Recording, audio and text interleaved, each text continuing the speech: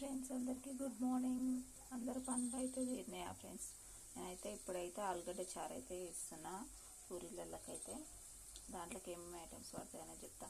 ఇంకో ఆలుగడ్డ, ఉల్లిగడ్డ, కొత్తిమీర, పుదీనా, అల్లం వెల్లిగడ్డ, మిరప్పొడి, ఇక్కడైతే శనగపిండి, జీలకర్ర, మిరపకాయలు, ఉప్పు, పసుపు, ఇవైతే వాడుతాయి ఐటమ్స్ అయితే.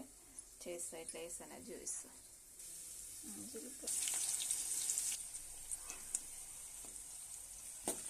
మెల్లగడ్డ, పసుపు అయితే వేసేసాను. చిన్నవి 2 స్పూన్లు అయితే కారం వేసేసాను.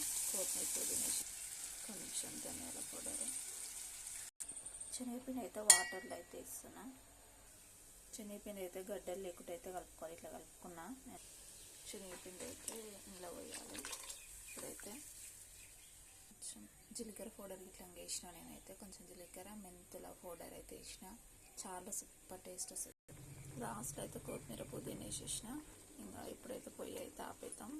లాస్ట్లో ఇట్లా చారు అయితే వేసేసిన. ఆలుగడ్డ చారు అయితే సూపర్ ఉంటుంది. ఆలుగడ్డ చారు ఫ్రెండ్స్ అయిపోయి ఈరోజు అయితే మనమైతే ఆలుగడ్డ చారు పూరీలకు సూపర్ ఉంటుంది. ఇది ఆలుగడ్డ చారు అయితే. ఆలుగడ్డ చారు సూపర్ ఉంటుంది. ఇక్కడైతే ఆలుగడ్డ చారు వేసేసిన. ఇక్కడైతే తోటకూర వేసిన అనమాట. తోటకూర అన్నములకి. కర్రీ అయితే అయిపోయింది. సాంబార్ అయితే పెట్టేసిన. ఆలుగడ్డ చారు